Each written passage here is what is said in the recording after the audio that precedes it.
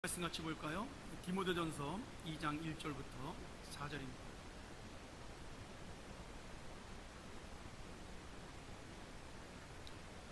디모데전서 2장 1절부터 4절, 우리 한 절씩 교독하죠. 그러므로 내가 첫째로 권하노니 모든 사람을 위하여 간구와 기도와 도구와 감사를 하되 이는 우리가 모든 경건과 단정한 중에 고요하고 평안한 생활을 하려 함이니라.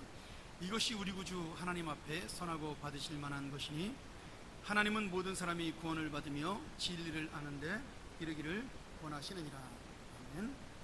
한 대가 안 섰는데 좀 시간이 없기 때문에 짧은 시간에 사실 이거 끝나고 난 다음에 제가 따로 한 시간 하려고 했는데 여러 가지 모임이 있어서 예배 시간에 같이 듣는 게 좋을 것 같아서 했습니다. 제가 아까 청년부 예배 시간에 잠깐 아이들에게 우스갯소리를 한번 했는데 인터넷 글을 보다가 재밌는 글을 하나 읽었습니다. 그게 뭐냐면 우리나라에서 없다 시리즈가 유행한다고 해요. 없다 시리즈. 연령별로 모범무게에 대한 없다 시리즈 한번 읽어볼 테니까 들어보세요. 10대는 철이 없다.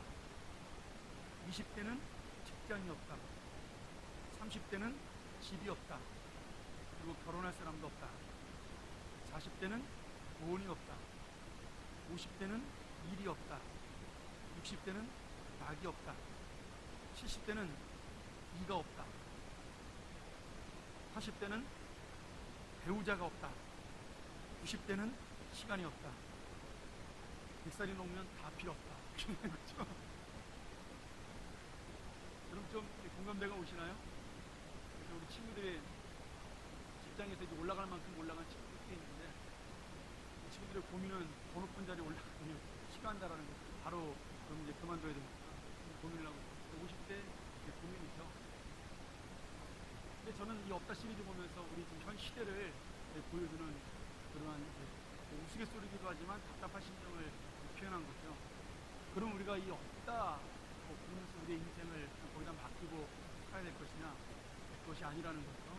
하나님 이 어렵고 힘든 세상 속에서 우리에게도 하나님의 뜻이 무엇인지를 보여주기 위해서 지금도 우리에게 사랑으로 많은 역사를 베풀고 계시는 겁니다.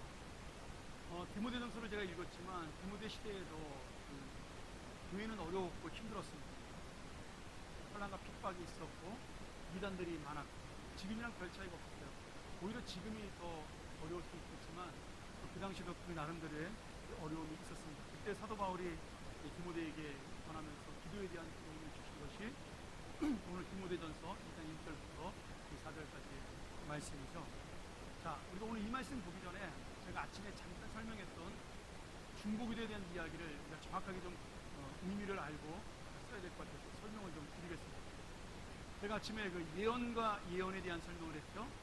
앞에 미리의 자의 말씀 원자의 미래를 예언한 예언과 마틀리의 자의 말씀 원자를 하나님의 말씀을 예언하는 하나님의 말씀을 마틀리의 예언을 설명했습니다. 우리가 같은 단어지만 뜻을 잘 모르고 쓰면 오해를 할 수가 있다라는 거예요. 만약에 지금 예언하는 사람들이 그것을 정말 성경의 예언이 무엇인지 정확하게 뜻을 알고 있었더라면 지금처럼 이렇게 함부로 예언한다 소리를 하지 않았을 텐데 이렇게 사람들이 그냥 글자만 보고 이야기를 하는 거죠. 자, 그런 뜻 중에 하나가 뭐냐면 또 우리가 쓰고 있는 중보라는 이 단어입니다. 이 정확하게 중보기도는 특별히 누가 따로 할 사람이 있는 것이 아닙니다. 예수 그리스도의 은혜로 구원을 받은 모든 사람들, 다시 말하면 예수님의 중보 사역, 하나님과 우리의 중재자적인 사역 때문에 우리가 구원을 받았기 때문에 그 구원의 은총을 입은 모든 사람은 예수님처럼 그 중보의 사역을 감당을 해야 됩니다.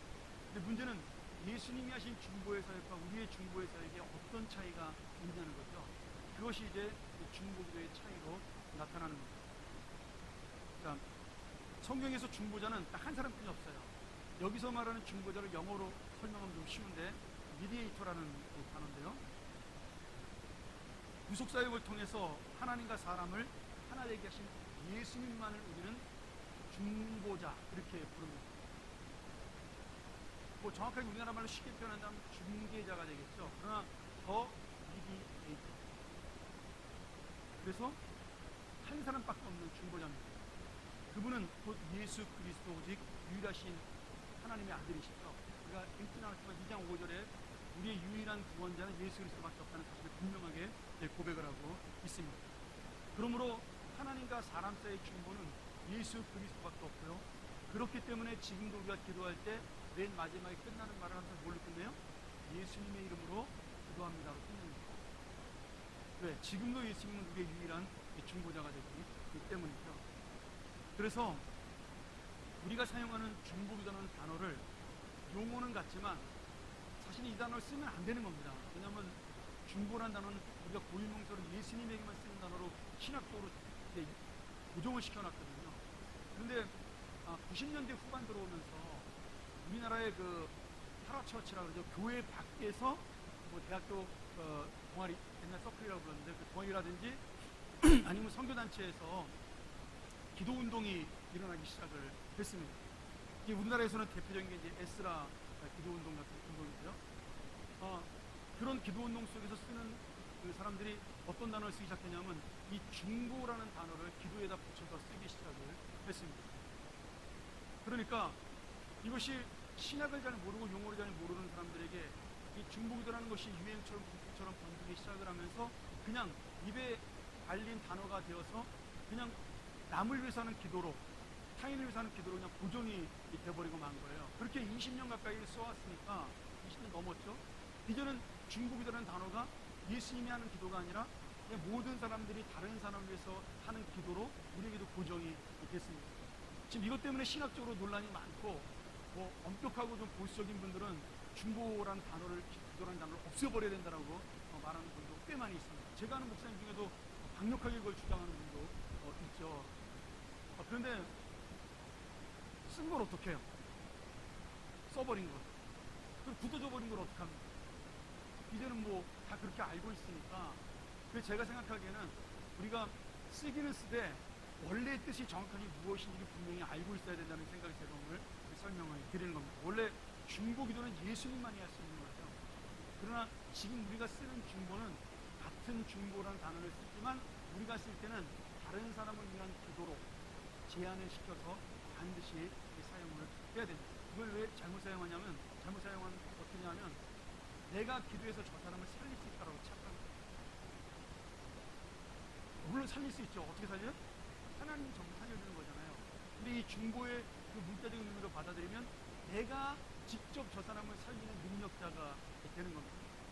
하나님이 살려주는 게 아니라 나는 오직 하나님께 아브라함처럼 기도할 뿐인데 마치 이 중보기도라는 단어를 통해서 나에게 저 사람을 살릴 수 있는 능력이 있는 것처럼 오해를 하게 되는 거죠. 그래서 여러분 기도하면 능력이 생긴다 뭐 이런 이제 잘못된 용어들을 쓰는 겁니다. 여러분 기도한다고 능력 생기지 않습니다. 기도하면 하나님의 능력이 나타날 수 있습니다. 나에게 능력이 생기는 게 아니죠.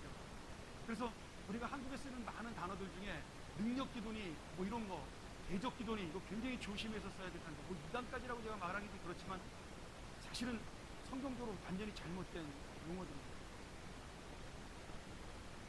예를 들어 대적 기도 같은 경우도 누구를 대적하는 건가요? 흔히 사탄을 대적하는 걸로 대적 기도를 쓰는 거잖아요. 그러면 그럼 사탄의 역사는 어디에 일어나는 거죠? 하나님의 반대편에서 일어나는 거예요. 그런데 그 모든 것들, 내가 원하지 않은 모든 것들이 일어났을 때 그것을 다 사탄이라고 쳐버린다면 내 책임은 사라지게 되는 거죠. 그래서 우리가 대적 기도니 능력 기도니 이런 단어를 쓸 때 마치 능력 기도를 쓰면 내가 능력자가 되고 대적 기도를 쓰면 내가 사탄을 물리치는 것처럼 오해하게 만들고 모든 현상이 사탄 때문에 일어난 것으로 우리가 잘못 생각을 할 수가 있다라는 거예요. 여러분 김기동 그 베레아 귀신론이 별다른 게 아니에요. 모든 아픈 것들, 모든 문제가 다 어디서 나타난다고 믿는 거예요? 귀신이 내준다라고 믿는 겁니다. 그건 아닙니다. 절대 그렇지 않습니다. 감기 걸렸는데 여러분 그 감기 귀신이 주는 건가요? 말도 안 되는 얘기죠. 왜냐하면 제가 지난주에 목감기 걸렸습니다. 지금 약간 목이 안 좋잖아요. 그러면 이 감기 걸린 이 목감기를 쫓아내려면 어떻게 돼요? 이 목에다 붙잡고 기도하면 이 목 쉬게 나나요? 아니요, 약 먹고 푹 쉬면 낫는 겁니다. 자연 현상이에요. 그래서 제가 수요일 날 원래 설교인데 다른 목사님에게 부탁하고 금요일날 설교도 내가 다음 주에 이찬영 목사하고 나한테 바꿔서 이 목사님 목 부탁을 했어.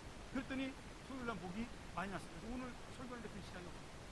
아까 한시 예배 때 은혜 받아가지고 청년들하고 찬양하니까 애들이 뜨겁게 찬양하는 거야. 나도 뜨거워져가지고 그냥 막 소리 지르고 찬양해서 목이 좀 안 좋아지겠지만, 여러분 그냥 자연스러운 거예요. 쉬면 낫는 겁니다. 제가 월요일날 병원에 갔더니 의사가 참 좋은 의사인데, 제가 상호를 말하면 안 되겠지만 명동에 하나 일이었더라고. 이게 집사님 한번 소개시켜주는데, 그분은 항생제를 안 주더라고요. 그냥 쉬세요 그러더라고요. 근데 그날 제가 이제 목이 많이 부었으니까 할 수 없이 소염제는 주시더라고요. 근데 그냥 뭐 안 먹어도 되는데 그냥 그러시면서 주시더라고요. 그리고 3일치면서 하루만 먹고 괜찮아지 먹지 말라고 하는데 피신을 안 마시더라고요. 그러니까 가장 좋은 치료는 무슨 치료예요? 자연치료. 자연치료. 그러면 감기 걸려서 병원 가면은 의사가 약을 주어주면서 뭐라 그러죠? 쉬라고요. 잠 푹 자고 쉬라고. 그게 여러분 귀신이 들렸으면 쉬어도 안 되는 거예요.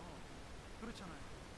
그러니까 우리가 그런 어떤 대적이라는 단어를 쓸 때 굉장히 조심해서 써야 되는 거죠. 왜냐하면 이 세상은 사탄이 지배하는 세상이 아니라 하나님이 다스리는 땅입니다. 근데 우리가 사탄에게 날마다 대적하는 것은 마치 사탄이 이 세상을 정복하고 있으니까 그 정복된 사탄을 승리하기 위해서 싸우는 것처럼 오해를 불러일으켜 천만의 말씀입니다. 이 세상 전체는 하나님의 몽땅 다스리는 거고요. 사탄은 그만큼 하나님 다스리는 세상을 어떻게든지 침범하려고 애를 쓰는 게 사탄의 작전입니다. 그러니 그런 단어를 써서 사탄과 하나님을 동등하게 만들어버리는 그런 오해를 하게 만들 수 있다는 거예요. 사탄은 하나님의 발가락에 때만도 못한 존재인데, 그런 우리가 단어를 쓰면은 마치 사탄이 하나님과 동등한 능력을 가진 존재로 오해를 하게 만드는 거예요. 그런 것들이 우리 안에 굉장히 많이 들어와 있어요. 조심해야 되고요. 우리가 중보기도라는 단어를 쓸 때도 분명한 것은 우리가 하는 중보기도는 예수님처럼 하는 중보기도가 아니라 다른 사람을 위해 하는 기도, 이렇게 딱 한정시켜서 뜻을 알고 기도를 해야 됩니다. 이해가 되시죠? 네. 자, 그러면 우리가 쓰는 진짜 중보기도라는 단어는 무엇이 있을까? 성경에 뭐가 있을까? 이렇게 생각을 해볼 수가 있는 거죠. 오늘 디모데전서 2장에 보면 어떤 기도가 나오죠? 간구와 기도와 감사와 도구, 이렇게 네 가지의 기도가 나오지 않습니까? 근데 여기서 말한 도구라는 말이 보통 우리 밑에 기도실에 붙어있는 말인데, 도구라는 말이 다른 사람을 위해서 하는 기도처럼 그렇게 알려져 있습니다. 근데 원래 도구의 뜻은 도자가 빌도자예요. 기도할 때 도자잖아요. 그 다음에 도자가 뭐가 도자입니다. 내가 빌고 신에게 말씀을 드린다는 뜻이 되는 거니까 사실은 다른 사람을 위해서 기도한다는 뜻은 없지만 디모데전서 2장 이 본문에서 1절 2절에서 다른 사람을 위해서 기도할 때 이 단어를 썼기 때문에 그 다음부터 우리도 이 단어를 쓸 때 다른 사람을 위한 기도라는 단어로 도구가 굳어졌어요.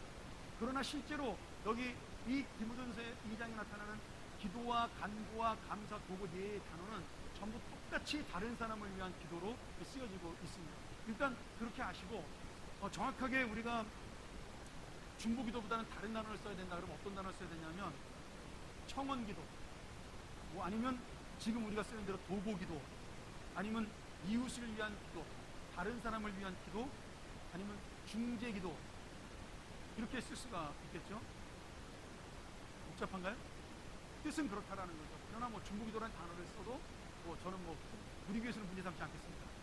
그렇지만 중보라는 단어를 가지고 싸우지 말고 기도의 본질, 중보기도가 왜 하느냐에 대한 본질을 가지고 우리가 지금부터 싸워야 된다는 거죠. 자, 그래서 우리가 둘째 줄까지 갔습니다. 왜 화면에 강연이 안 나오죠? 내가 너무 빨리 강의를 해서 지금 못 따라오는 거예요? 자, 우리 세 번째 강의 한번 보시면 여러분 강의 안 있죠? 세 번째, 중보기도는 그럼 누구를 위해 하는가? 자, 디모데전서 2장 1절에 누구를 위해 한다고 되어 있죠? 모든 사람을 위해서 한다라고 되어 있습니다. 모든 사람. 이 말의 의미는 뭐예요? 모든 사람은 정말 이 세상에 있는 모든 사람의 중보기도, 다시 말하면 다른 사람을 위한 기도의 대상이 되는 겁니다. 왜 그럴까요? 이거 하나님 이거 조금 곤란한데요? 좀 내가 싫어하는 사람은 기도 안 하면 안 될까요? 내가 미워하는 사람은 기도하면 안 하면 안 될까요? 여러분, 솔직히 우리 한번 툭 터놓고 한번 얘기해볼까요? 김정은의 구원을 위해서 기도하시는 분 계십니까? 김정은의 구원을 위해서. 우리 장서도 선생님 한 분, 저기 권사님들 계십니다. 훌륭하십니다. 여러분, 저도 김정은에서 기도가 잘 안 나와요. 이 예수 같은 철없는 녀석, 이런 소리밖에 안 나오는 거죠. 근데 성경적인 원칙으로 얘기한다면 누구 위해서 기도해야 돼요? 김정은도 위해서 내가 기도를 해야 됩니다. 그것은 김정은 개인을 위한 그 영혼에 대한 불편함도 있지만 북한을 위해서, 우리나라의 통일을 위해서, 넓게 보면 세계 평화를 위해서 기도해야 됩니다. 그리고 김정은이가 철없이고 핵폭탄 만들어가지고 ICBM 그 대륙간 핵폭탄 만들어서 미국에서 쏴버리면 미국에서 가만히 있겠어요? 미국도 뭐 사드 같은 걸로 핵폭탄 날릴 거 아니에요. 그러면 우리나라 완전 불바다되고, 그렇게 되면 우리나라 전쟁 때 중국이 껴들 거고 일본이 껴들 거고 세계 전쟁 되는 겁니다. 그러니까 여러분, 김정은 그 철없는 아이를 위해서 기도하는 것은 이 세계 평화를 위해 기도하는 거예요. 밉다고 제껴들지 마시고 김정은이 회개하고 돌아올 수 있도록 꼭 기도를 하셔야 됩니다. 회개하고 돌아오지 않고 돌아오고는 그분한테 달린 거예요. 그 사람한테 달린 거지만 우리가 생각하는 하나님의 그 놀라운 능력은 어떻게 임할지 모르기 때문에 우리가 그런 누구든지 모든 사람 위해 기도하는 이 말 속에 함께 포함이 된다라고 믿어야 되는 거죠. 자, 그렇다면 제가 뭐 대표적으로 김정은을 예를 들었지만 여기서 말하는 중보기도의 모든 대상자는 누구라는 게, 내가 미워하는 사람, 싫어하는 사람, 마음에 안 드는 사람 포함해서 모든 사람에서 기도를 해야 된다는 거예요. 근데 한 걸음 더 나가서 예수님께서 우리에게 뭐라고 말씀하시죠? 원수를 사랑하라 하셨어요. 그 말 속에는 무슨 말씀이 들어있을까요? 원수를 위해서 더 많이 기도하라는 뜻입니다. 이게 참 어려운 거죠. 여러분, 사람은 이기적이기 때문에요, 기도를 해도 나랑 친한 사람 기도할 때 목소리가 커지고 뜨거워요. 그렇습니까? 안 그렇습니까? 저만 그런가요? 교회 목사는 이기적이고 여러분들은 아주 훌륭하셔서 다 똑같은가요? 제가 금요기도회 때 풍성기도하는 거 많이 이렇게 들어보잖아요. 그러면 우리 교회 문제를 위해서 기도할 때 교인들이 굉장히 뜨겁게 기도를 합니다. 근데 좀 넓게 나가서 그 나라와 민족이나 아니면 요새는 좀 나라와 민족이 뜨겁게 기도하시더라고요. 나라가 어지러우니까. 근데 제가 처음 부임했을 때만 해도 나라가 안 어지러웠거든요. 그러니까 그냥 나라와 위해서 민족을 위해서 기도하면 그냥 보편적인 목소리로 이렇게 금요기도회 때 기도를 해요. 근데 우리 교회 무슨 문제 때문에 기도한다, 뭐 내일 부흥회가 있어가지고 오늘 뜨겁게 되면 소리가 막 커지는 거예요. 왜? 당장 내가 내일 은혜 받아야지. 그게 사람들의 보편적인 심리입니다. 근데 앞에 뜨겁게 기도하면은 하나님이 더 많이 들어주고, 그냥 그 뒤에 미지근하게 기도하면 하나님 안 들어주고 그러나요? 그렇지 않아요. 그건 우리의 감정의 문제인 것이지 하나님은 그렇게 기도를 생각하지 않는다라는 거예요. 그러니 어떤 기도를 해도 우리가 동일한 마음으로 기도를 해야 되는 거예요. 특별히 여러분, 가족을 위해 기도하는 거 정말 중요합니다. 특별히 미워하는 가족을 위해서 기도하는 건 더더욱 중요하겠죠. 근데 사랑하는 가족을 위해 기도할 때 여러분, 저는 여러분에게 부탁이 하나 있는데 가장 나중에 기도하시고, 시간이 없어 못하더라도 그 부분은 빼더라도 가장 나중에 하세요. 그래야 하나님이 더 기뻐하십니다. 우리 마태복음 6장 뭐라고 되어 있어요? 너희는 먼저 그의 나라와 그의 나라, 그의 의를 구하라라고. 그러면 누구에게? 그렇게 하나님의 나라와 하나님의 의를 구한 모든 너희에게, 너희들이 원하는 모든 것까지 더하신다. 그럼 그 모든 것 속에 뭐가 포함되어 있어요? 내가 원하는 개인적인 모든 소망까지 포함되어 있는 겁니다. 그러니까 여러분들이 개인적인 소망을 원하고 싶은 기도를 드리고 싶다면 하나님의 나라와 하나님의 의를 먼저 기도하면 나중에 저절로 된다는 거예요. 제가 재작년인가 한번 설교하면서 얘기했잖아요. 제가 우리 가족 위해서 잘 기도 안 합니다. 물론 뭐 그것이 제가 잘났다는 얘기가 아니라, 제가 기도하지 않아도 제가 하나님의 나라 하나님의 교회를 위해서 열심히 기도하고 하나님의 백성을 위해서 기도하면 그 백성 안에 하나님이 저절로 우리 애들도 포함시켜 주신다라고 믿기 때문에. 그러니까 기도라는 것은 결국 뭐냐면 하나님의 의가 앞서는 것이 중보기도의 가장 큰 핵심입니다. 근데 사람은 감정적이고 그 개인적인 이기적인 욕심이 안쪽에 있기 때문에 항상 나와 관계될 때 깊어지고, 나와 관계될 때 열심을 내고 나와 무슨 상관이 있을 때 뜨거워지는 거예요. 하나님 편에서 보면 아무 의미 없는 생각이 드는 건데 우리는 그렇게 하면 좀 더 나을 거라고 스스로 생각을 하는 거죠. 절대 그렇지 않다는 걸 꼭 여러분 아시고 특별히 하나님 나라와 하나님의 의를 위해서 기도하는 여러분 되기를 부탁드립니다. 그래서 하나님은 중요한 것은 누구나 사랑하셨기 때문에 교회의 기도는 공평해야 됩니다. 물론 이런 건 있어요. 공적인 중보 기도라는 게 있습니다. 이게 뭐냐면 예를 들어 예배 같은 경우 온 교회에다 기도해야 될 문제고 우선적으로 기도해야 될 문제입니다. 자, 그러면 사람에 대한 기도는 담임 목사를 위해서 기도할 때는 좀 더 뜨겁고 부목사님 위해서 기도할 때는 좀 덜 뜨겁고 전사님 위해서 기도할 때는 약간 미지근한가요? 그렇진 않죠. 근데 왜 담임 목사님을 제일 먼저 우선적으로 기도해야 되죠? 성경에 나왔잖아요. 무슨 말씀? 뭐라고 되어 있어요? 2장 2절 임금들과 높은 지위에 있는 모든 사람을 위하여 하라. 목사가 높은 지위는 아닙니다. 근데 높은 지위는 아니지만 뭐예요? 이 교회를 리더하는 사람이기 때문에 이 교회를 영적으로 이끌고 가는 사람이기 때문에 가장 우선적으로 기도해야 되는 겁니다. 그는 개인적으로 사람을 위한 기도가 아니라 공적인 기도이기 때문에 그렇게 하는 거예요. 사람을 위한 기도라고. 예를 들어 뭐 저를 두고 얘기하니까 좀 이기적인데 그래도 여러분 담임 목사에서 꼭 놓치지 마셔야 되니까 제가 우리 교육자들한테도 그래서 일부러라도 그 얘기를 분명하면 꼭 새벽기도 시간 마지막에 담임 목사에서 그런 거 놓치지 마라. 금요일날 예배 마지막 시간이 끝날 때 담임 목사에서 그런 거 놓치지 마라. 교인들에게 풍성기도 시킬 때 반드시 이거 주의해라. 제가 꼭 가르쳐요. 그거는 저 개인을 위한 것보다는 이 교회를 위하기 때문에.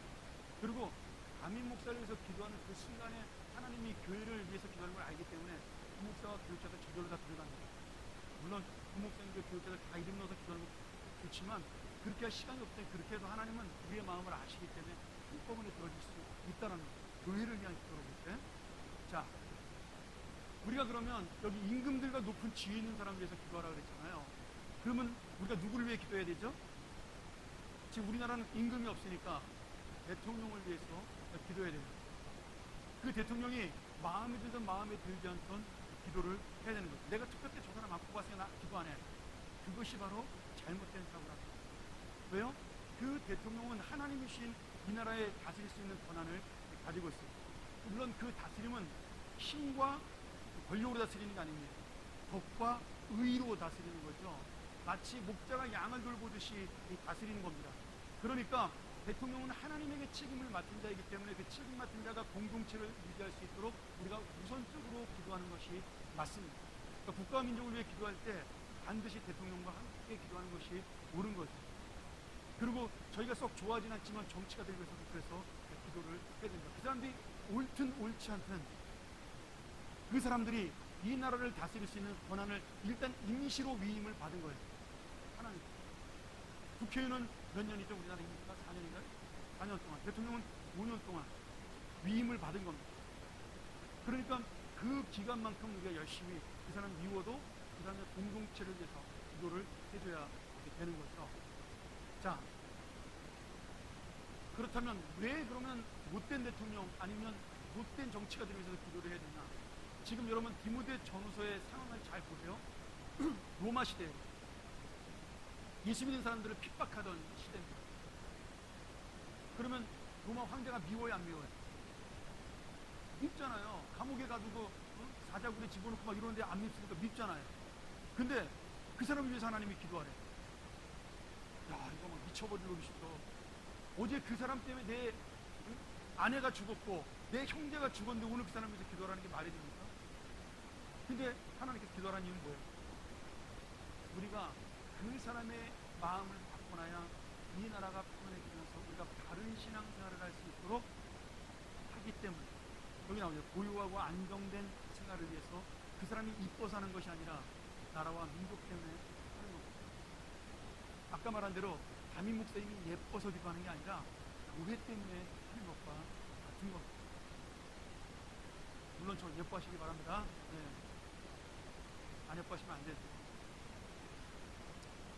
그래서 우리가 중보 기도를 할 때 순서가 있는데 항상 큰 공동체부터 순서대로 기도해요. 물론 이제 그 전에 개인 기도 해야 되죠.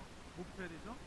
우리가 살아왔던 삶에 대한 죄악들에 대해서 회개를 하고 하나님 앞에 통로를 예수 그리스도의 보혈의 피로 열은 다음에, 그리고 우리가 중보기도를 본격적으로 내용 시작할 때 가장 큰 덩어리부터 기도를 시작을 하는 겁니다. 맨날 똑같은 기도를 할 수는 없지만 그래도 대체적으로 저희가 금요기도하는 순서가 바로 그런 순서죠. 나라와 민족을 위해서 하고, 교회 전체를 위해서 하고, 그 다음에 교회 부서를 위해서 하고, 그리고 선교사님들 위해서 하고, 이런 식으로 우리가 돌아가면서 하는 그 이유가 거기에 있는 겁니다. 그러니까 하나님은 항상 공동체로 어떤 일을 이루시기 때문이죠. 그래서 여기서 말하는 내가 누구를 위하여 기도할 것인가는 모든 계층과 모든 민족, 모든 개인뿐만 말하는 것이 아니라 다른 나라까지도 말하는 거죠. 일본을 위해서 기도해야 되나요? 그럼 안 해야죠. 해야죠. 얄밉지만 해야 됩니다. 축구할 때는 꼭 우리가 이겨야 되지만 그래도 기도는 해줘야 되는 거예요. 왜요? 세계 평화를 위해서입니다. 또 돈 많은 일본이 사고 칠 수 있습니다. 어떻게든지 그들이 회개하고 바로 살아야 됩니다. 그래야지만 이 아시아에 평화가 옵니다. 그런 의미에서 우리가 모든 나라와 모든 민족을 위해서 기도하는 겁니다. 자, 한번 예를 들어볼까요?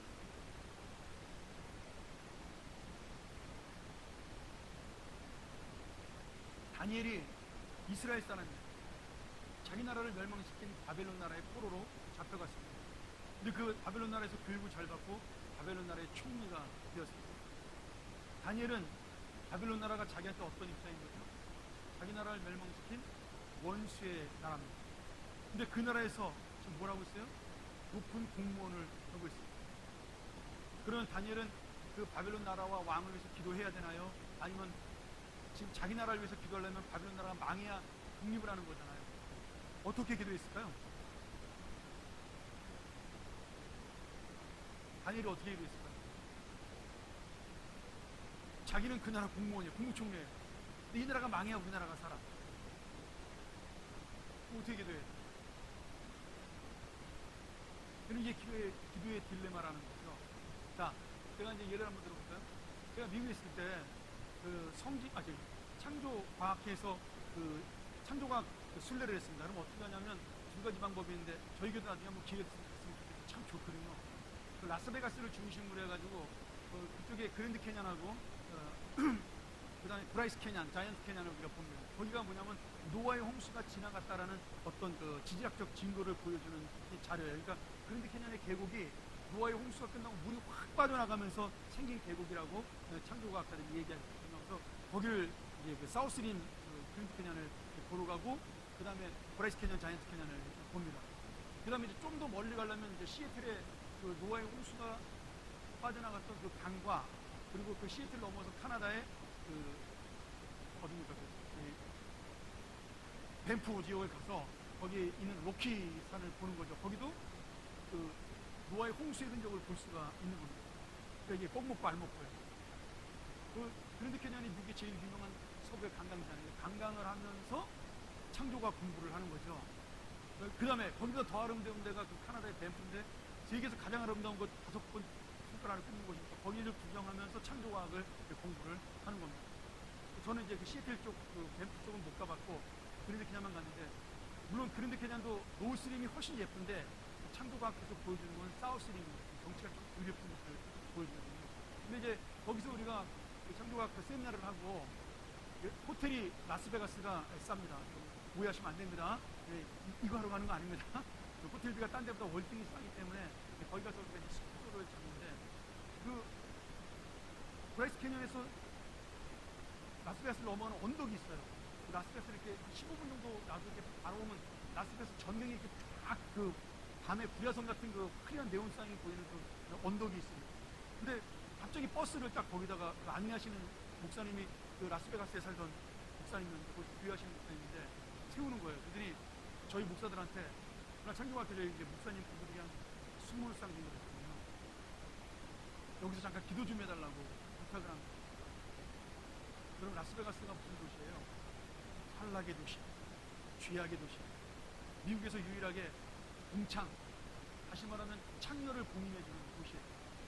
길거리를 다니면 창녀가 명함을 줘요. 자기 놈 놀러 오라고. 그리고 길거리 걸어가다 보면 트럭이나 버스에 참여들의 사진을 딱 붙여놓고 하루에 얼마라고 써, 아니 공개적으로 그렇게 할 수 있는 유일한 도시. 완전히 환락의 도시죠. 뭐 지금은 좀 장사가 안 돼가지고 가족들이 올 수 있도록 많이 바꾸긴 했지만, 그래도 뭐 도박을 할 수 있는 그 아주 마음껏 할 수 있는 그런 나쁜 도시잖아. 근데 그분이 기도를 뭐라고 요청하냐면, 이 라스베가스를 회개시켜달라고 기도를 해달라고. 그리고 그 기도를 우리가 열심히 했을까요, 안 했을까요? 정말 목사님들이 간절하게 기도를 했습니다. 근데 여기 딜레마가 있는 거예요. 라스베가스가 미국 경제가 어려워지면서 장사가 안 되기를 시작했어요. 지금도 안 돼요. 한국 사람들이 5만 명까지 살다가 지금 장사가 안 되니까 다 그만두고 다 빠져나가고, 한국 사람들이 2만 명도 남지 않았습니다. 그러니까 교회가, 한국 교회가 절반이 문을 닫았습니다. 이게 이율배반적인 거죠. 도시가 안 돼서 교회가 문을 닫았어요. 근데 그 도시는 어떻게 해야 돼요? 문을 닫아야 될 환락의 도시입니다.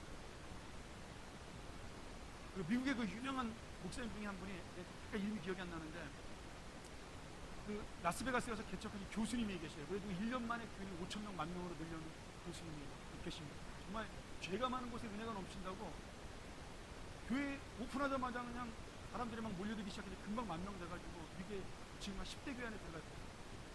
근데 그분이 농담 반 진담 반을 고민하는 거예요. 그럼 라스베가스가 망하는 게 주님의 뜻인데, 그럼 우리 교회도 망하는 게 주님의 뜻인가요? 이렇게. 왜냐면 한국 교회든 미국 교회든 그 도박 산업에 근무하는 그 시민이 70%예요. 교인 10명 중에 7명이 거기에 근무하고 있는 겁니다. 호텔에 근무하던, 뭐 아니면 딜러로 근무하던, 그 도박 산업이 없으면 다 망하는 것입니다. 그때 우리는 어떻게 기도해야 되겠죠? 자, 성경으로 돌아갔습니다. 다니엘은 그럼 어떻게 기도했을까요? 다니엘, 바벨론이 망하기를 위해서 어떻게 했을까요? 자기 나라가 해방이 되려면 분명히 바벨론이 망해야 가능성이 있는 거죠. 근데 우리가 성경을 보면 그 다니엘이 바벨론을 위해 기도하는 장면들이나 내용들이 나오는데, 이 세계를 위해서 기도하는 내용들이 나오는데 그렇게 기도하지 않았습니다. 여러분, 하나님은 다른 사람이 망해서 내가 성공하는, 다른 사람이 죽어서 내가 사는 그런 기도를 원하지 않는다는 거예요.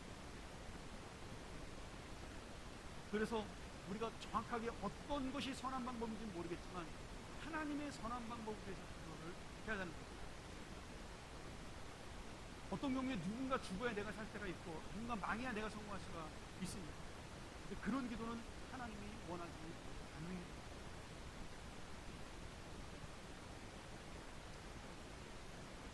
영국에 그런 일이 있었죠. 그 존 F 마이어라고 굉장히 유명한 설교가 있어요. 근데 그 마이어 목사님은 그 당시에는 굉장히 힘들었던 목회를 했어요. 왜냐하면 자기 주변에 캠벨 몰간이라는 더 뛰어난 목사님이 목회를 하고 있었던 거예요. 그래서 자기네에게 교인이 자꾸 줄어드는 거예요. 근데 마이어 목사님도 그 100년 안에 한 명 나올까 말까 위대한 설교가 있어요. 캠벨 몰간 목사님이 워낙 설교를 잘하니까 빛이 안 나는 거예요. 마이어 목사님이 한 번은 기도하는데, 하나님, 우리 교회가 자꾸 이렇게 힘들고 어려운데 어떻게 했으면 좋겠습니까? 그래서 캠벨 몰간 목사님이 미워지는 거예요. 그래서 막 기도를 하는데 미워지고 싫어지고, 그 귀가 문 닫았으면 하는 생각이 막 드는 거예요. 이게 뭐예요? 누구의 생각이죠? 사탄의 생각이에요. 갑자기 기도하다가 번쩍 깨달은 거죠. 하나? 물러가라. 그리고 마이어 목사님이 기도의 제목을 바꿨습니다. 하나님, 캠벨 목사님이 훌륭하시니까 그 목사님을 세워주시고, 그 목사님을 위대하게 해주시고, 그 목사님을 통해 많은 사람들이 구원받게 되라고 기도의 제목을 바꾸기 시작했습니다. 역사가 일어났습니다. 물론 캠벨 목사님의 교회도 불만족했지만 마이어 목사님의 교회도 같이 부흥하기 시작했습니다. 여러분, 기도라는 게 그래서 쉬우면서도 어려운 겁니다. 쉬우면서도 어려운 겁니다. 특별히 중보기도가 더 그렇습니다. 어떤 교인이 사업을 위해서 기도해달라고 부탁을 했을 때, 내가 그 사업을 위해서 기도하면 다른 사람이 망해야 이 사업이 성공한다 그러면, 여러분, 그런 기도는 하나님이 들어줄 수 없는 기도입니다. 근데 그런 기도를 부탁을 받을 때가 있다는 거예요. 그래서 중보기도에는 지혜가 굉장히 필요합니다. 여러분, 기도라고 해서 다 같은 기도가 아닙니다. 우리 아까 오전 시간에 배웠잖아요. 마음을 하는 기도가 진짜 기도입니다.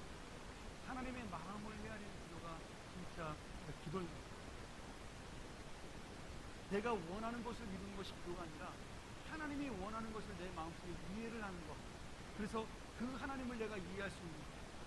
그리고 하나님이 나를 사랑하고 있다는 사실을 깨닫는 것. 이것이 가장 그 기도의 핵심. 그런 의미에서 중보기도는 더욱더 다른 사람을 위한 기도이기 때문에 우리가 올바른 기도, 하나님이 원하시는 기도, 하나님의 마음을 이해할 수 있도록 나가야 되는 거예요. 잘 생각을 하셔야 돼요. 지혜롭게 기도할 때도 막 기도하는 게 아니라. 제가 그래서 오늘 예로 그거를 들었죠. 중보기도는 어떤 자세로 기도하는가. 그러면서 제가 대표적인 중보기도의 모델로 아브라함과 모세를 들었습니다. 아브라함은 오전에 배웠으니까 제가 좀 더 간략하게 설명한다면, 아브라함은 소돔과 고모라를 위해서 기도할 때 처음에는 소돔과 고모라를 살리는 것을 자기가 안타깝기 때문에 나만 그런다고 생각을 했어요. 하나님은 소돔과 고모라를 멸망시키기 원했다고 생각을 했어요. 근데 아브라함이 하나님께 기도하면서 그 50명문에 시작된 의인이 몇 명까지 내려가냐면 10명까지 내려가잖아요. 그러면서 아브라함이 그 마지막, 우리가 읽지는 않았지만 33절에, 창세기 18장 33절에 뭐라고 하냐면 아브라함이 그냥 기도를 멈추고 자기 길로 갔다라고 되죠. 그 말이 뭐냐면 하나님이 갖고 있는 마음, 이 소돔과 고모라에 대해서 안타깝게 여기는 마음, 아브라함보다 더 크게 갖고 있는 아픈 마음을 아브라함이 이야기하는 것을 깨달은 거예요. 하나님이 뭐하러 아브라함하고 그렇게 오랫동안 데리고 가겠어요? 50명? 45명? 40명? 30명? 20명? 1명? 장난하는 것도 아니고 하나님이 아브라함하고 무슨 딜을 하는 것도 아닌데 왜 그렇겠어요? 하나님도 그만큼 그 이야기를 들어주면서 나도 소돔과 고모라를 멸망시키기 쉽지 않다는 것을 지금 아브라함 이야기를 원한 겁니다. 내가 어쩔 수 없이 이 죄악의 도시를 멸망시켜야 되는 이유를 아브라함에게 설명을 시키십니다. 근데 그 설명을 강제로 야 내가 오라 이렇게 말한 것이 아니라 아브라함 스스로가 기도하면서 하나님의 그 마음, 안타깝고 하나님의 그 괴로웠던 마음, 내가 창조한 피조물들을 단번에 불로 살라서 없애야 되는 그 마음을 아브라함이 하나님의 마음을 기도하면서 깨달은 거예요. 아, 하나님이 지금 미워서 이 사람들을 죽이는 게 아니에요. 하나님이 잔인한 분이기 때문에 이 사람들을 죽이는 것이 아니에요. 그렇게 이 사람들을 의롭게 하려고 애를 썼지만 결국 하나님의 공의가 없어지기 때문에, 이 사람들이 있으면 더더욱 하나님 나라가 망하기 때문에 할 수 없이 주님께서 아픈 마음을 가지고 이 사람들을 멸망시킬 수밖에 없어요. 아브라함 마음속에 그 하나님의 마음이 깊숙이 들어온 거예요. 우리가 하나님 앞에 기도할 때, 여러분 제가 그러잖아요. 응답 없는 기도는 없는 겁니다. 하나님이 안 들어주는 것도 응답이에요. 왜 안 들어주겠어요? 안 들어주는 하나님은 얼마나 속상하고 답답하시겠어요. 지금 안 되는데, 지금은 이게 아닌데 자꾸 달라 그러니까 하나님이 얘기해봐야 이해도 못하고, 아니 뭐 갓난아기가 뭐 엄마한테 자기 필요하지 않은 물건 달라고 울면은 이해가 됩니까? 이해가 안 되는 거예요. 똑같은 거예요. 더하죠. 우리는 하나님의 그 높고 깊은 뜻을 우리가 어떻게 할 수 있겠어요? 그러니 하나님이 우리를 이해시킬 수도 없고 얼마나 속이 타시고 답답하겠어요. 우리 기도를 안 들어주면서 이해도 못 시키고 설명도 못하는 거예요. 설명도 알아듣지 못하고 우리는 울고 불고 하나님 나를 왜 내 인생을 이렇게 만들었냐고, 왜 저 인간을 만나겠냐고 막 하나님 앞에 대들고 그러면 하나님이 얼마나 속상할까요? 또 더군다나 하나님이 선택하라 그런 것도 아니고 하나님이 그렇게 하라 그런 것도 자기가 해놓고 자기가 좋아서 그래놓고서는 나중 가서 꼭 하나님한테 원망하고 왜 나를 이 길로 보내냐고. 하나님이 얼마나 서운하고 속상하고 답답하시고. 제가 얘기했잖아요. 저희 부모님 얘기할 때 매형하고 결혼 반대했더니 뭐 단장관이 늦게 결혼할 때 그렇게 죽으라고 그냥 집 나가면서 결혼하고 나중에 다 사업 많이 가 저희 멈추면 엄마한테 울면서 그냥 나 왜 안 말렸어 그때. 안 말리게 누가 안 말려. 끝까지 말렸지. 집 나갈 때까지 말렸지. 힘드니까 그런 얘기하는 거 이해되지만 같이 울 수밖에 없잖아요. 그 설명해도 되겠어요? 이해가 되겠어요? 그게 하나님의 마음이라는 거예요. 그러니까 응답이 없다라는 것은 없는 거예요. 사실. 하나님은 이미 다 응답하셨는데 우리가 이해를 못하고 있는 거죠. 아직 어린 마음으로. 그러니 여러분, 아브라함이 갖고 있는 중보기도의 의미가 굉장히 큰 거예요. 내가 지금 하나님의 마음을 이해하고 있다라는 거예요. 저는 우리 중보기도 팀이 또 중보기도에 관심 있는 분들이 항상 기도하면서 이 마음을 놓치지 않았으면 좋겠어요. 물론 개인적으로 기도하는 것도 마찬가지예요. 이 마음을 가지고 기도해야 하나님은 우리를 더 하나님의 의문상으로 우리의 인생을 인도하시고 이끌으실 것으로 믿습니다. 자, 또 하나, 모세의 중보기도가 지는 의미, 이것도 굉장히 중요합니다. 자, 이스라엘 백성이 출애굽해서 광야로 나갔는데 모세가 십계명을 받으러 간 사이에 아론하고 이스라엘 백성들이 철없이 금송아지 만들어가지고, 아피스라는 우상인데 금송아지 만들어가지고 절하고 난리를 쳤어요. 모세가 내려와 보니까 뭐 이 과간이에요. 뭐 말도 아니에요. 막 광란의 파티가 벌어지고 난리가 났어요. 화가 난 모세가 그 돌판 십계명을 깨뜨리고 하나님에게 벌을 받아서 거기에 주동했던 많은 사람들이 죽게 되었어요. 근데 그걸로 하나님의 벌이 끝난 게 아니에요. 하나님이 실망을 하셨어요. 너무나 이스라엘 백성에 대해서 충격을 받았습니다. 그래서 모세에게 뭐라 그래요? 야, 모세야, 내가 딱 보니까 얘네들은 틀렸어. 벌써 이거 싹씩 올라타. 그러니까 너랑 나랑 얘네들 포기하고 얘네들은 지갈 길로 가라 그러고 너랑 나랑 새로운 민족을 세워서 하나님의 나라를 가나안 땅으로 이끌어가자. 하나님의 나라를 만들자. 하나님이 그렇게 말씀하신 대로 속이 상했어요. 그럼 이게 인간적인 표현으로 그렇게 되어 있는 거지만, 물론 하나님이 그렇게 말씀하시지 않았겠지만 하나님의 마음이 그 정도로 지금 아팠다는 얘기죠. 근데 그때 모세가 뭐라 그러죠? 만약에 이 백성을 하나님이 생명책에서 빼시면 내 이름도 같이 빼달라고 이야기합니다. 야, 여러분 이거 대단한 기도 아닙니까? 그러면서 뭐라고 이야기를 하냐면, 하나님이 이 백성을 데리고 지금 애국에서 나왔는데 만약에 하나님이 얘네들 버려버리면 남들이 뭐라 그러겠어요? 하나님 모르는 사람들이, 야, 저거 하나님이라는 신이 웃긴다. 지가 구원하고 지가 버려? 그 하나님은 말도 안 되는 신인가 보다. 하나님이 욕먹지 않겠습니까? 하나님 영광 가리지 않겠습니까? 저 불쌍한 백성들 저거 그냥 내버려두면 모든 민족이 모욕당하고 괴롭당하다가 죽어버리면 그 마지막 비난은 다 하나님에게 쏟아지는 건데, 하나님, 저는 그 꼴 못 봅니다. 그러니까 차라리 그 꼴 보게 하려면 나 생명책에서 빼주세요. 이렇게 나오니까 하나님이 모세한테 항복을 해버립니다. 가장 중요한 게 뭐예요? 지금 모세가 뭘 건드렸어요? 첫 번째는 하나님의 영광이고 두 번째는 하나님의 약속을 건드립니다. 하나님의 영광이 우리 인간의 목적이잖아요. 제일 되는 목적. 하나님의 영광이 가려진다 그러니까 하나님 꼼짝 못해요. 두 번째는 하나님이 약속하셨어요. 내가 너희의 하나님이 되고 너희는 나의 백성이 되라고 약속하셨는데 그 약속에 대해서 모세가 지금 다시 던진 거예요. 그 약속을 기억해달라.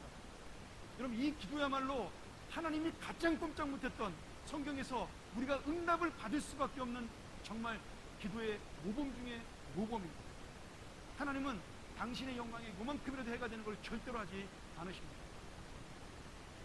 그리고 당신이 약속을 어기는 것을 절대로 하지 못해요.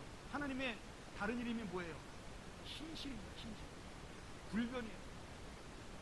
그러니 지금 모세가 얘기한 그 두 가지는 하나님의 가장 큰 약점인, 하나님이 절대로 바꿀 수 없는 하나님의 속성 중에 영광과 그 하나님의 성실하심을 모세가 들고 기도를 한 겁니다. 그러니 하나님은 다시 이스라엘 백성을 받을 수밖에 없는 거예요. 더 재밌는 것은 나중에 모세가 그 미르바 그 돌 거기 치는 장면에서 하나님이 한 번만 치라는데 막 화가 나가지고 세 번 쳐가지고 또 모세가 이번에는 가나안 땅 못 들어가게 됐잖아요. 그것도 똑같아요. 하나님이 거기서 뭐라고 말씀하셔요? 네가 나의 영광을 가리고. 똑같습니다. 그리고 그 땅에 내가 네 백성들을 보내겠다 그러는데 네 마음속에 저 인간들은 안 돼. 하나님이 그 32장에 품었던 마음을 모세도 품은 거예요. 민수기에서. 저 인간들은 안 돼. 절대로 저 가나안 땅에 못 들어간다. 저것들은 정말 빌어먹을 민족이다. 이렇게 생각을 하고 그 바위돌을 친 거예요. 그러니까 네가 왜 내 영광을 가리고 내가 할 수 있다는 게 네가 못한다라고 저 백성들을 버리는 거예요. 그래서 가나안 땅에 못 들어가지. 하나님이 말씀하신 거예요. 이런 상황은 다르지만 그 똑같은 모습, 하나님이 무엇을 중요시 여기냐를 보여주는 것이 바로 기도라는 거예요.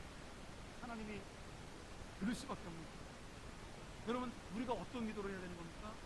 바로 이 아브라함이 했던 하나님의 마음을 이해하는 기도, 그 다음에 하나님을 꼼짝 못하게 만들었던 모세의 기도. 죄송합니다. 하나님 꼼짝 못하게 만들었다는 표현을 쓰니까 조금 하나님한테 안 좋은데 하나님 죄송하고요. 그래도 우리가 알아듣기 쉽게, 하나님이 안 들어줄 수밖에 없는, 들어줄 수밖에 없는, 안 들어주면 안 되는 그런 기도를 모세가 우리에게 방법을 가르쳐 준 겁니다.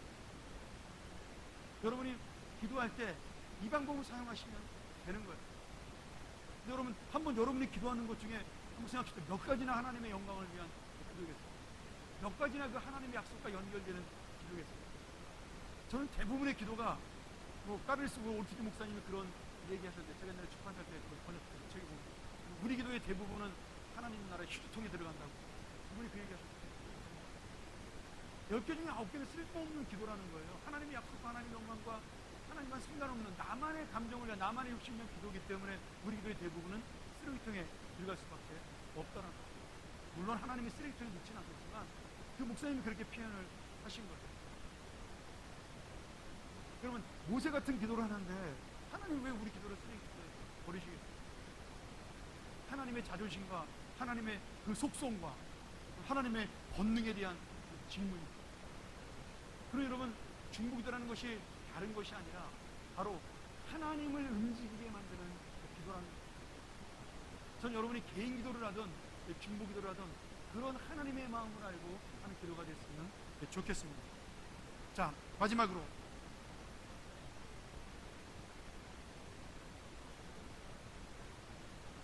그럼 기도의 응답은, 기도는 모든 사람이 할 수 있어요. 예수를 믿더랍니다. 그렇죠? 그런데 기도의 응답은 우리만 받을 수 있는 특권입니다. 절대로 하나님의 자녀가 아닌 사람은 기도의 응답을 받지 못합니다. 왜요? 예수 그리스도의 중보자 된 그 은혜가 없기 때문에. 그들은 예수 그리스도의 이름으로 기도하지 않기 때문입니다. 그래서 이 세상에 수많은 신들에게 기도하지만 응답을 받는 사람은 우리밖에 없다는 거예요. 여러분, 얼마나 큰 특권인지 아셔야 돼요. 얼마나 큰 은혜인지를 아셔야 돼요. 아마 중보기도 학교 가게 되면 당일에 여러분 이제 나눠서 계속 예배드리고 강의 듣고 예배드리고 강의 듣고 그럴 텐데, 제가 강의한 내용에 그 80% 이상을 벗어나지 못할 겁니다. 결국 저도 그렇게 배운 거니까. 근데 좀 더 자세하게 배울 뿐이니까 그거에 대해서. 중요한 거는 여러분, 내가 지금 하나님의 응답을 받을 수 있는 유일한 사람입니다. 유일한 특권자라는 거예요. 내가 하나님을 믿기 때문에, 예수 그리스도를 믿기 때문에 예수님이 우리의 중보자가 되어서 우리의 기도를 응답시켜주는 유일한 생명이라는 거예요. 이 땅에 어떤 생명도, 어떤 피조물도, 어떤 가치를 가지고 어떤 자리에 있던 사람도 이것을 가질 수가 없는 우리만의 특권이라는 거예요.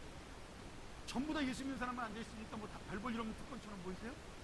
아니 이거 너나 나나 다 갖는 거 아니야? 그거 아닙니다, 여러분. 이 세상에 나가보세요. 이 특권을 모르고요, 무엇인가를 얻기 위해서 날마다 애쓰는 사람들이 얼마나 많은지 모릅니다.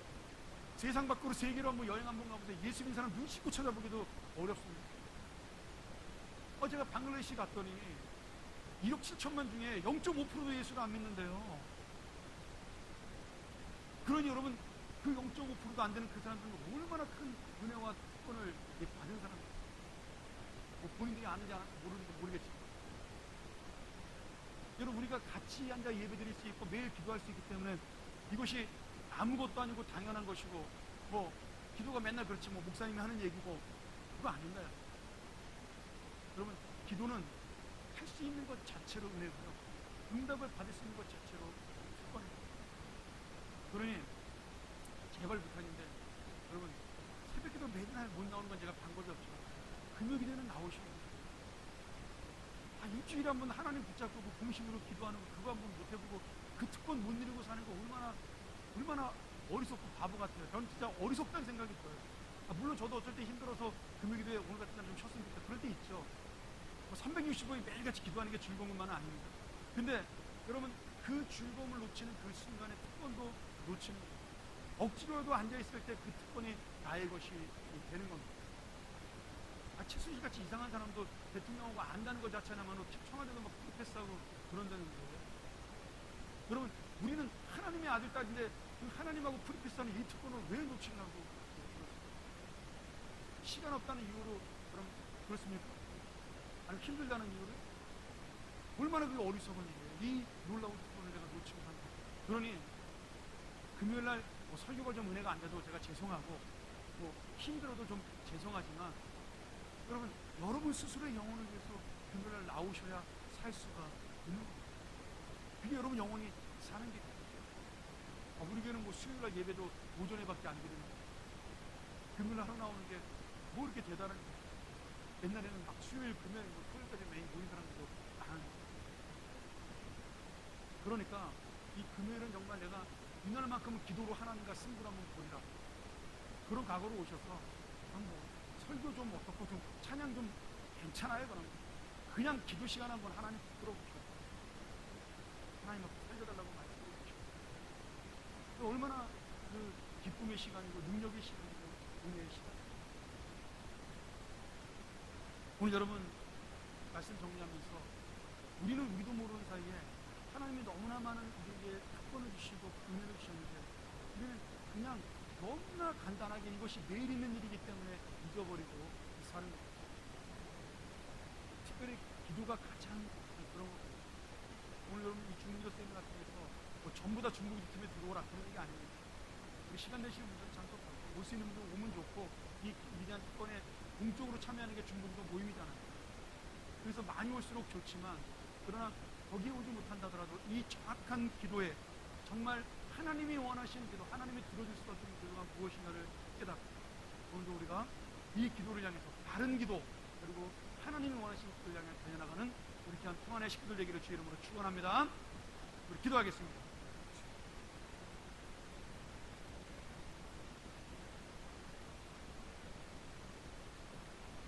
하나님, 부족한 종 아둔한 지혜를 가지고 주의 말씀을 전했습니다. 짧은 시간에 이 많은 것을 전할 수는 없지만 하나님께서 저들의 마음속에 들어가 정말 이 기도가 얼마나 특별한 것인 것만을 깨달을 수 있도록 도와주십니다. 하나님을 이해할 수 있고 하나님을 움직일 수 있는 기도에 우리 동역자들이 될 수 있도록 인도하여 주시옵소서.